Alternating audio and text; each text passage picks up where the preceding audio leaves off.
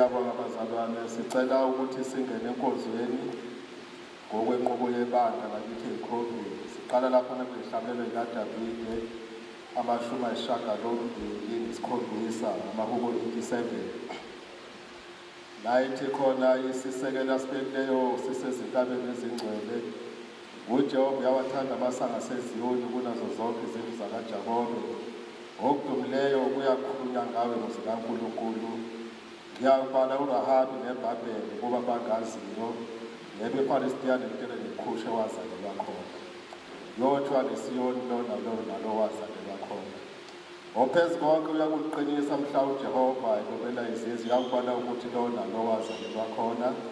Abahubayo nabasinayo bathi imithombo yami yonke ikuwe. Uyingcwele simakade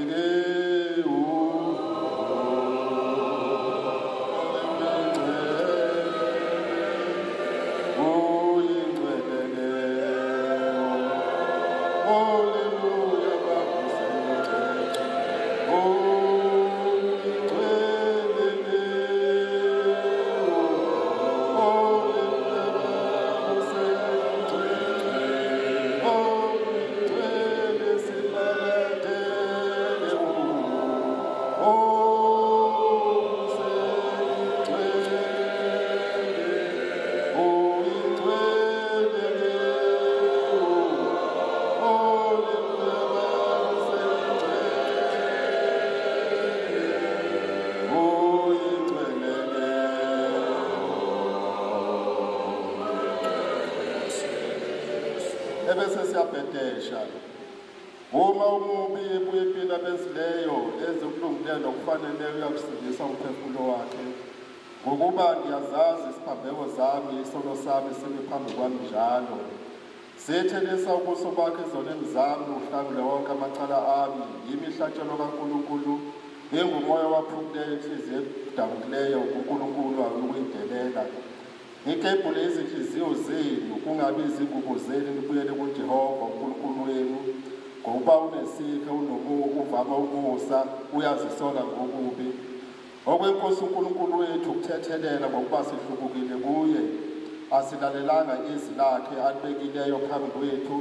Ngiyale Jehova, kungabi ngolaka lakho ufuna ukunciphisa, phendukani ngokuba umbuso wezulu usondele. Ngiyakusuka ngiye kubaba ngithi kuye, Baba ngonile ezulwini nasemhlabeni, ngakho kangisafanele ukubiza ngendodana yakho. Ungangeni ekwahluleleni lezoni ngokuba kulunge emuntu kubo bonke abaphambi kwakho. Uma sithi asinasono siyasikhohlisa, iqiniso alikho kithi, kodwa uma sizivuma uthembekile yena ukuba sithethelele zonke izono zethu. Bazalwane abathandekayo, imibhalo engcwele iyasiyala ezindaweni ngezindawo ukuba masivume zonke izono zethu nakho konke ukubonakala kwethu, singazifihli, sizenzise, kodwa sizivume ngenhliziyo ethobekileyo nekhalayo, ukuze sithole ukuthethelela ngabo upele nomsakho omiphakade.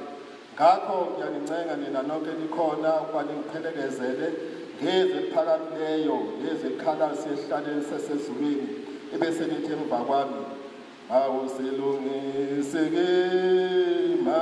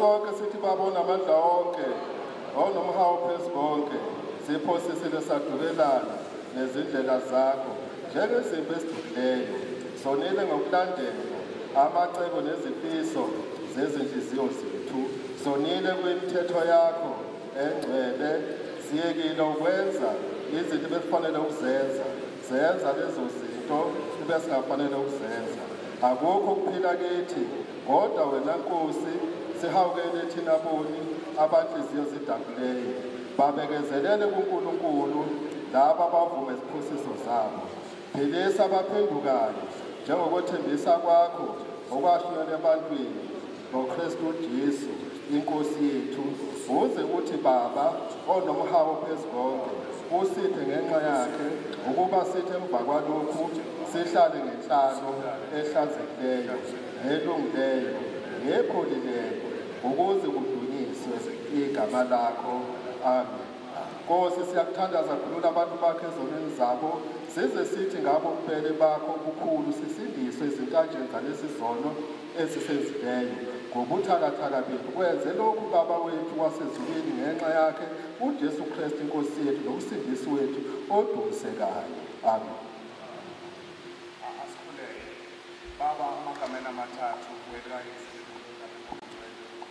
uNkulunkulu muhle uNkulunkulu nguyise inkosi yethu nguJesu Kristu waseNazaretha Baba oyingcwele wokhona uNkulunkulu ecaleni izinto zingabi khona namanje usekhona uNkulunkulu senguye obuya uthini naku-2023 siyabonga Baba umuhle ukungena nathi sibonga umusa ongako senzele wona Moya Oyingcwele kusuka ku-2022 naku-2023 Baba oyingcwele sibe udumo sihlongolongo lwakho lokufanele nobukhosi bobo bakho Baba umuhle okufanele egameni likaJesu waseNazaretha wavuka siyabonga Baba umuhle nale nkosi osiphe yona kuqala Oyingcwele sibe sobe-first Sunday sibusele Baba umuhle buse bonke abangene bonke emakhaya uNkulunkulu oyingcwele bazokala besiJesu nakule ndawo no-2023 bathi seyinkosi kusabusa Baba oyingcwele bonke oyingcwele sokwenza ngokulandela intando yakho Baba oyingcwele sibusele Baba umuhle uNkulunkulu ukuthi konke uzokwenziwa nakule nkonzo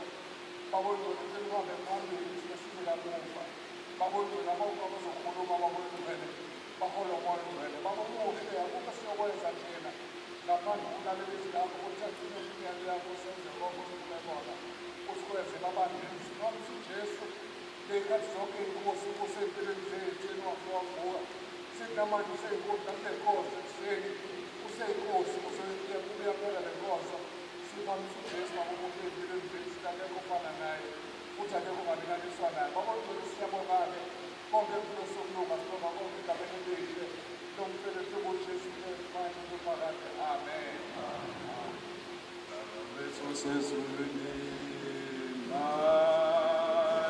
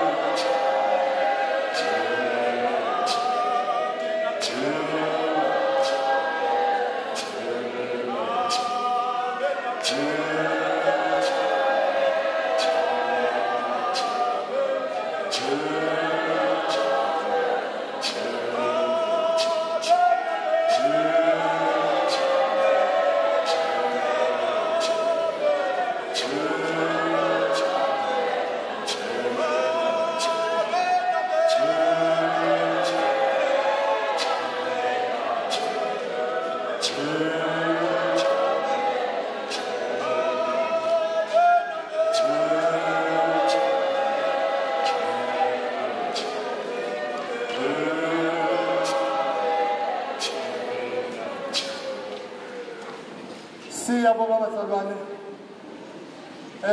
sesivulile inkonzo ngiyabonga mama wethu mamuzwane ngithatha leli thuba lokuthi baba wethu usihlalo nobuholi bonke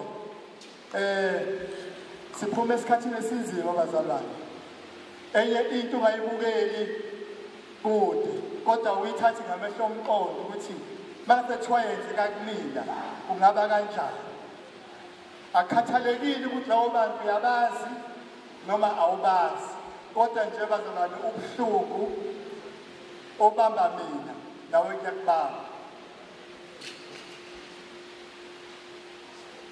babusinya ngoDisemba kwenzeka inhlekelele eSouth Africa ingane zabantu zihambela njengehlala yenza kwaqhamuka itruck ebithwele ithi diesel no petrol yes no gas yalimaza abantu abaningi namanje bazalwane izibalo zilokhu zikhombisa ukuthi ziyanyuka ziyaphezulu leyo into ke ungayibukeli kude ngoba la kuthina bazalwane khona abamngcobo zonke izinsuku bahlale behamba phakathi kwawo lamatruck imihla nemihla kodwa uNkulunkulu yabaphephisa sinetimi yethu bazalwane esibambile laphana ethi bala izibusiso zakho ungasoli bakumalevu ngicela ungibhekele lelo lizwi lelo incwadi kaDuteronomy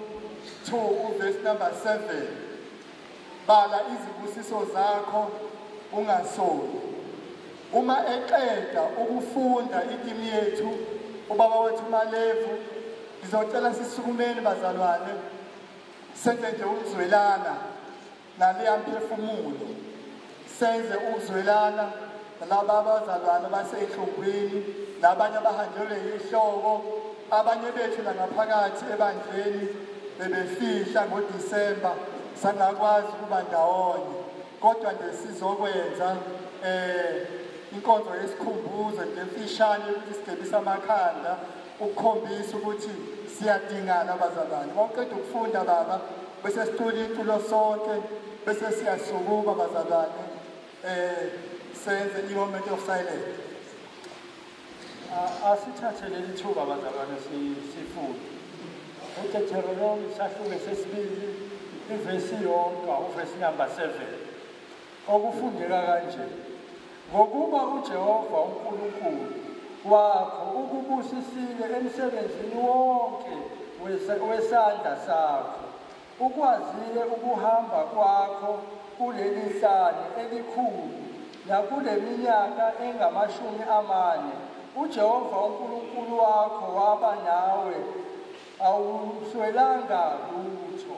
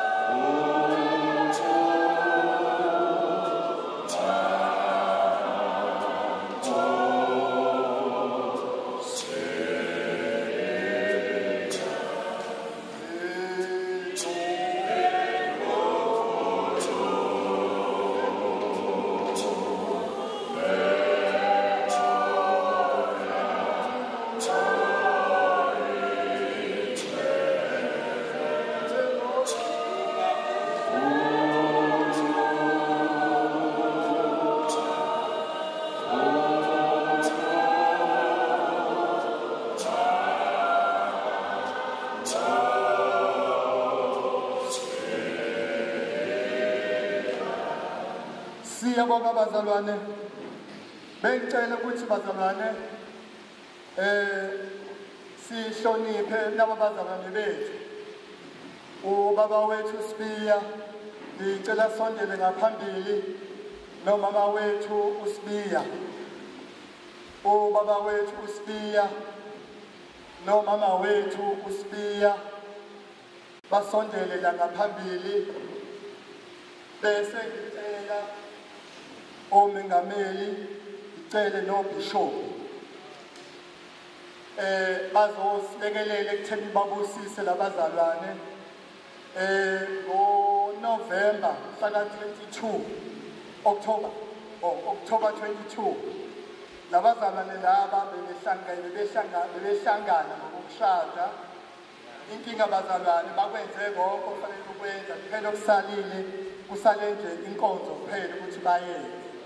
Base beba nekufisa ukuthi-ke bayafisa ukuthi-ke namhlanje bagqoke amajazi lawa esibagqokayo sonke bazalwane asuke sekhombisa ukuthi sishadele noma sesingobaba. So-ke siyacela ukuthi-ke nehle-ke baholi ngizobabusisela sibanike leyo nhlonipho ngoba bacele kanjalo. Isicelo-ke wethu uMkhulungcobo asaliwa bazalwane.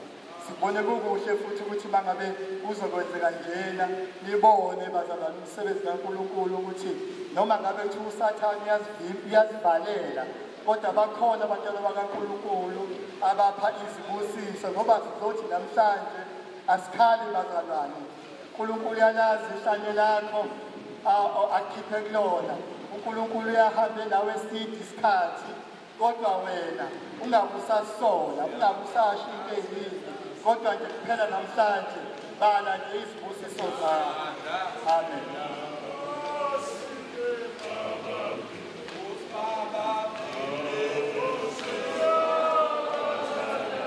Ngiyacela omengameli nobishop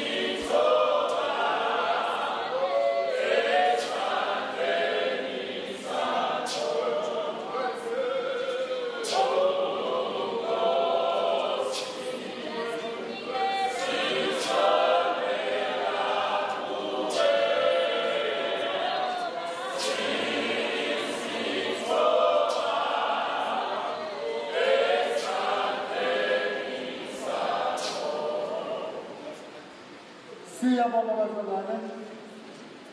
Siyaqhubeka. Siyabonga bazalwane.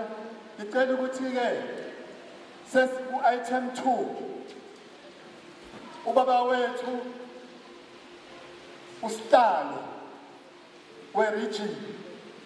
Ubaba wethu umengameli baba wethu wabuthusi. Sicela ukuthi simnikeze ithuba lokuthi azosimukela. Uzothi nje mangabe eqeda ukusimukela ubaba wethu babuthusi abeseduzane ubaba wethu umengameli ubaba wethu babungcobo ukuze athathe ipodium. Kodwa ngicabanga ukuthi ubaba wethu babuthusi uyena ozosithula ozosilawula ukuthi sizokwenza kanjani. Kodwa ngiyacela abazalwane ukuthi simsukumiseni kahle. Asikwazi ukuthi usihlalo wethu simsukumise kade sivuke ebuthongweni bazalwane. Simsukumise nje kahle. Yabona nje kunyakaze ngempilo emnandi bazalwane. Amen.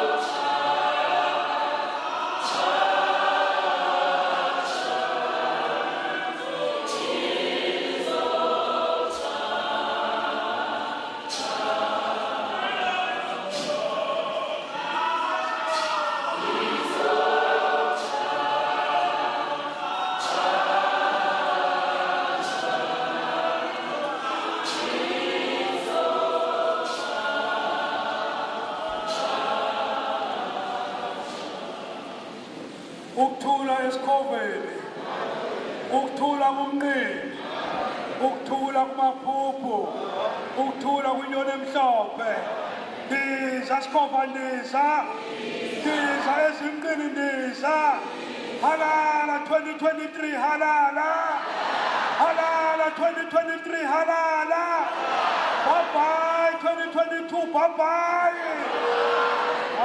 ubazalwane siyabonga kakhulu Nkosi yami lolu suku lwanamhlanje ngibingelele kusukela kusenior bishop amabhishopi onke akhona ngibingelele omengameli ngibingelela abefundisi abavangeli nabashumayeli egameni lenkosi yethu Jesu leli sinya bonke namabhishopikazi onke nabomama Nkosi yami imbokodo Nkosi yami sibingelele nabantu abasha egameni lenkosi yethu Jesu amen siyambonga kakhulu abazalwane uNkulunkulu enhlizweni zethu noma enhlizweni yami bazalwane nginokuthokoza okukhulu ukuthi kushayile losuku lwanamhlanje siphila nje bazalwane amen siphila nje ngoba kubalulekile ukuthi noma inkinga zikhona kodwa sihambe phezukwazi inkinga siphile nje bazalwane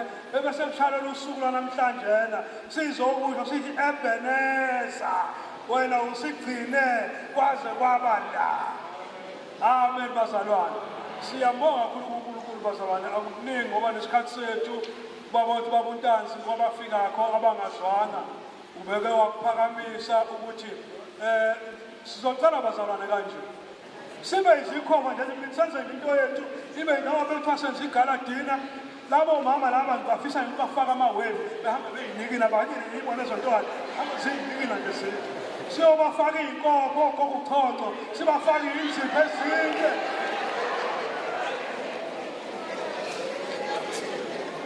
bethi bekhamba nje ogogo laba kokuchonco laba uma sibhukhe noma bethu ihotela ethizeni bakhambe behlelekile ngoba kade bethola imassage lezabazi thola imassage kuyithina esikhipha imali bethi bengela behamba khaphethe obomvu nabazizwe ukuthi bakhululekile iqiniso bazalwane into engiyikhuluma ngisho into okuyona ngqo bazalwane ukuthi sibathandeni omama bethu ngoba njengoba bekhona nje sibathathe kwamanye amabandla sabaletha la eGoli ngamanye amagaba abazalwane yilokho nje okufishane ngaphambi kokuba singene babuntanzi ohlelweni lwethu la sina bazalwane sibabonakho la abasihambele ngiyathanda nje ukuthi mhlambe nabo sibabone sibashayile ihlombe lana ngibona kubhala umama wethu umama uTP Mthembu aphakame nje simbona umama wethu uTP Mthembu bese ngibona lapha abafowethu babhale bathi brother excellent Nxumalo ngiyabonga siyabonga kakhulu bese siba lapha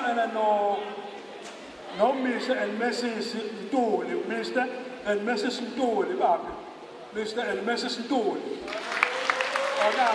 ayime nje kanjalo nimi wengazi ukuthi bazobhala laba bazalwane labana bazalwane kade ngiyobanika isibusiso ngomhla ka-26 nawo yobani babone basuke ePictures Bay sengingathoba amen ebese lapha siba nobrother Ayanda Spear ubrother Ayanda Spear nanga faka ugrade ngapha siyabonga bese siba noSiphiwe Nxumalo ubrother Siphiwe Nxumalo bese ngibizwa excellent eqaleni uSiphiwe kodwa madoda kodwa mfowethu anibuka lentshaka ukuthi inhle kanjani madoda anibuka lentshaka ukuthi inhle kanjani madoda hayi khona bese siba nobrother uNathi Buthelezi usakhona Nathi Buthelezi awusaphumile bazalwane sicela ukuthi sibekezelelane lana bazalwane siyabona khona inkonzo yethu befanele bazalwane iphuthume kodwa ngenxa yokufika kwethu lethi bazalwane kwenza inhlelo zethu thina sesibona ngasekugcinele ngathi sesiyilethi kakhulu singakunaki ukungena kwethu ukuthi singene lethi bazalwane kanti kuningi kufuneka sikwenze futhi konke kubalulekile siyazi-ke bazalwane ukuthi uma siqala singena siwumzimba sonke nabafowethu abanye babungcobo babulonge saye sahlala phansi sahlela ukuthi masenza inkonzo efana nale kufuneka kube nama-refreshment azoba khona. Kodwa ngesimo esibhekene naso kulo nyaka noma le minyaka yonke, mhlawumbe uzongena nje umama wethu usihlalo umama mhlawumbe abeke lapha nalapha. Ngoba kunesimo bazane esibhekene naso, sibe naleyo nkinga-ke bazane ukuthi sibe neqoqa kwemali ukuthi senze lawo ma-refreshment. Yonke into bazane silayelwa yizwi lenkosi. Akwesiphakamiseni bazane babawethu babungcoko ebhrentshini lesethembiso, uyena-ke bazane ozoba nomehluko kuba bonke ikhulume yikhona ekutheni ukuthi simnikeze u5 minutes enze lelo zwi lelo elifishane njengoba sijwayele bazane ukuthi sibe nezwi elifishane okuthiwa isandulelo. Abazolandela ngemuva abazane nabo bengakhontsha emazwini, kodwa nje kube othumi babawethu babungcoko hlabela bafowethu siphakamise ubengameli wethu ebhrentshini lesethembiso. Amen.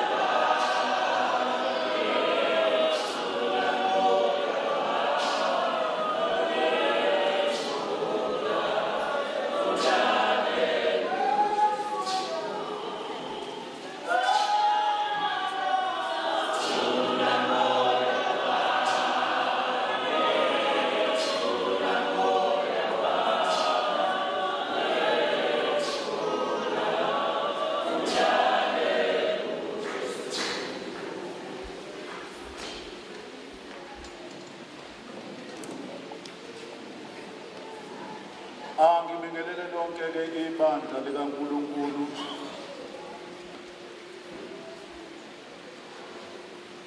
Ngibingelele i-leadership yonke, ama-seniors agcotshwe uNkulunkulu, the bishops, the presidents, the reverends, evangelists, the mshumayelists, the mthandazists. Amen.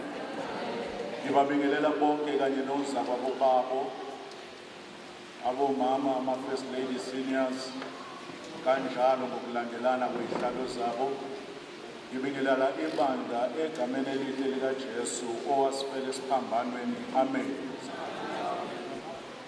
Amen. Ukuthula iCovid. Ukuthula kumnqini. Ngisahlezi phansi noma kusukela izolo ubaba wethu uNtanzi maye ngifonela engazisi ukuthi ngizoba naso islot esinjengalesi. Ziningi kakhulu izinto eziye zafika kumina bazalwane. Ukube bengumuntu othanda ukubhala bengizobhala cishe ngiphathe i-exercise lonke ukuze ngikwazi ukudlulisa engifisa ukukusho ebandleni likaNkulunkulu. Amen. Kodwa kuthe sengilala kwavuka lento endala yokuthi wena ukholwa ebandleni likamoya and umoya oyingcwele ukhona ukusigcwalisa. Khumbula ukuthi mawuthola ithuba wama phambi kwebandla awukhulumi into ethandwa wena, kodwa umoya oyingcwele uyakuhlelela ukhulume lokhu okuthandwa umoya oyingcwele.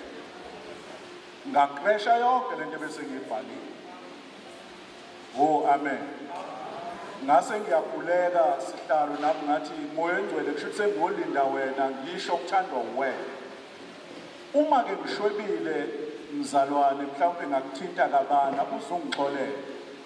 Akukho engikubhale phansi, ngikhuluma nje kusuka ekhanda nomoya oyingcwele kuphela. Amen. Zimbili izinto ngibe nama hashtags amabili kulesi sikhathi esiphila kusona sekuthiwa hashtag faka umoya.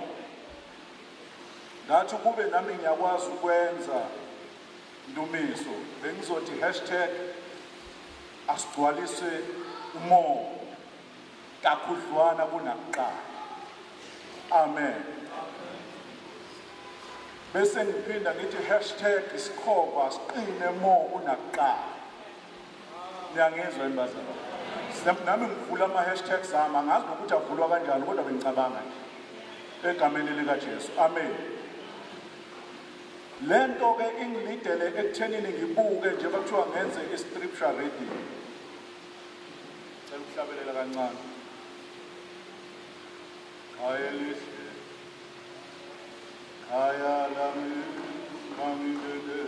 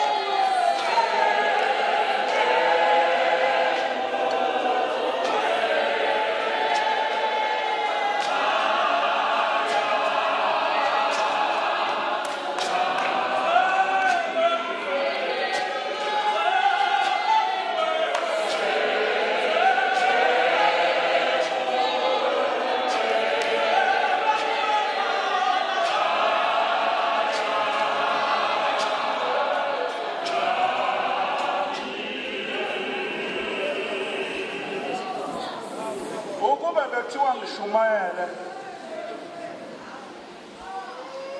bengizovele ngisho isisho esisijwayele sonke sithi nomethula yena uJehova kodwa impendulo isikho ngoba ngiye ngehla babuntanzi ngacabanga izwi leBhayibheli ngabuka isizwe esasihlushwa sibulawa yilesi sizwe samaFilisti kuze kuba khona umuntu engazi ukuthi mkhulu uqeda abanye bakwa-Israyeli abafundile baze bambize bathi uGoliath anibonge ivangeli lithi-ke iBhayibheli uNkulunkulu esefika nesixazululo abantu akade bebulawa amaFilisti baqhubeka bafa nakuba uJehova esefikile esixazululweni mina bengifisa ukusho ukuthi siqala u-2023 inkinga ngeke ziyeke ukusibamba bazalwane kodwa kusho ukuthi uJehova kakafike esixazululweni aningizwa bazalwane iBhayibheli livele lathi mama thizeni uzovela ukhulela uSamsoni uSamsoni uye okwiprocess yokubulala amaFilisti alibonge ivangeli ukukhulelwa kukamama uSamsoni kwakungasho ukuthi sekuzoma ukufa kwabantu. Oh hallelujah. Oh hallelujah. Kuba usefikile uJehova nesixazululo kodwa kusazokhulela umama u9 months. Kulo 9 months abantu bayaqhubeka bayafa. Usazophinda azalwe noSamsoni. Akhule azabe mdala kodwa bazoqhubeka bafa. Balibonge ivangeli. Uthi uNkulunkulu cha sengiyiqedile le nkinga ngoSamsoni. Senginake ezinye izinto kukhona abantu esizohamba nabo bexakekile kanti isixazululo sesikhona kubizwa ukuthi nje wena mama ulalelele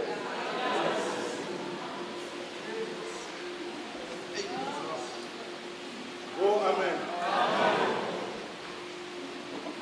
ngwele muva usihlalo ngabe ngathi kulona ibali uNkulunkulu ezokwakha umuntu uvamile ukuthi kube uyiholi ongena background njengoba kwakwenzeka namhlanje kwavele kwaphambanisa izinto wangabi nayo background kodwa lo muntu ujalela ubudlelwano isizwe sikaNkulunkulu ngokukodwa yanke senzeka nakithi namhlanje into esibambene nayo yokuthi masibuke umuntu omlanjwayo singabi nalo ithemba lokuthi kukhona la engasisakona ebantwini uzothi mayithi uyavela kuthiwa hayi umani wena hlala phansi inkinga kwaziwa yi-background yalo mzali amen mina bengifisa ukusho ukuthi uNkulunkulu noma ngabe uthule kodwa kusho ukuthi impendulo ngabe khona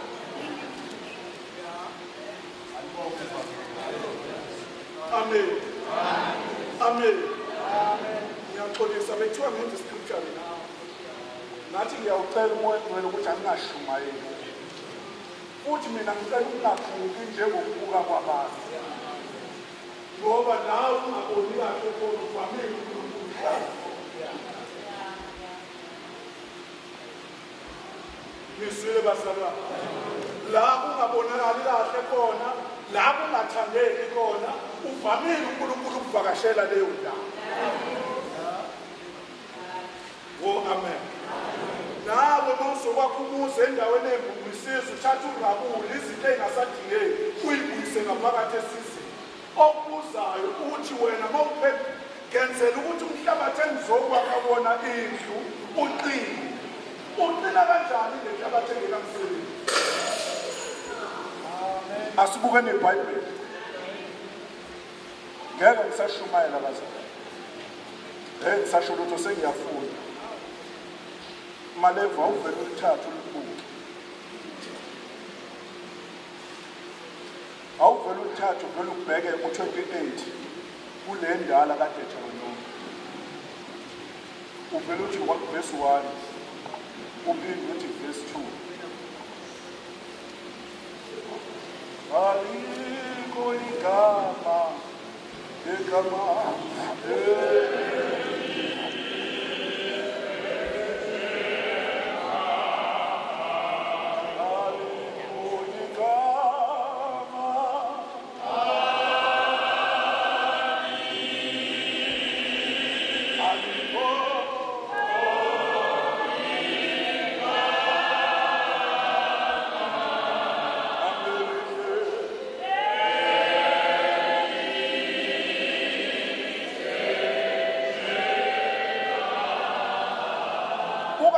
1 no-2 usugijima uwelele ngaphesheya kuvesi number 9 ukuze ngihlale phansi. Asifundeni nje ukuthunywa uDeuteronomy sahluko sika 28 verse number 1 no verse 2 no verse 9. Isihloko izibusiso neziqalekiso. Verse number 1.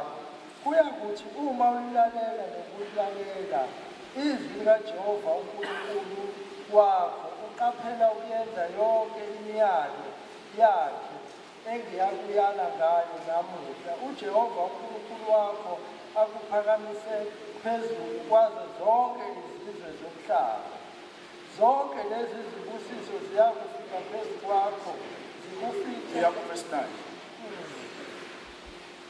Verse number 9. uJehova uyakumisa ube isizwe esingcwele kuye njengokufunga kwakhe. Kuye uma ugcina imiyalo kaJehova uNkulunkulu wakho uhamba ezindleleni zonke. Amen bazalwane. Zimbili izinto. 2023 lithi iBhayibheli uma ulalela nokulalela, the context, bese uyaqaphela ukwenza imiyalo. Zonke ibusiso uNkulunkulu uyozifikisela kuwena zikufice. Number 9. uNkulunkulu uyokwenza isizwe. Niyangizwa bazalwane? Uma sekwenza isizwe awuvele wenziwe ungazange waqaphela 1, ungazange walalela 2. Lento yokuba isizwe ibiza ukuthi wena yenza number 1 lalela bese uyaqaphela uhambe ngezimiso zikaNkulunkulu noma ngabe ushwebile empilweni bazalwane, kodwa uma uvele wabuya waqaphela ezwini likaNkulunkulu wahlala kulo futhi makhulunywa ngalo wangaziba walalela, wena uyakwenziwa isizwe. Isizwe asimane sizenzekele. Siyathanda bazalwane ukuthi wonke umuntu mayeqhamuka athotshelwe. Angithi bazalwane, akekho umuntu ofuna ukuthathwa kancane kusho abafowethu. Ungithatha kancane. Nimbonile ungibuke kanjalo, ungibuke phezulu angibuka phansi, futhi ungithatha kancane. Umuntu ufuna ukuhlonishwa. Lithi ke iBhayibheli ukuze ukwazi ukuhlonishwa nokuphakanyiswa, qaphela wena lalela bese uyaqaphela ukwenza okuyintando. 2023 bazalwane. Ake sithi #sibuyisa amandla 2023. Ake sithi #siyabambana 2023. Ake sithi #sesiyadlula ezintweni. Njengoba nithe 2022 bye-bye. Kungani ngo-2023 uzongivusela u-22 uNkulunkulu akanibusise. Nkosi yami. Siyabonga bakithi bamapholoko. Bengameli wethu uNkulunkulu akubusise baba. Amen. Sesiyahamba-ke bazalwane siya kuma-leaders, ama-branch.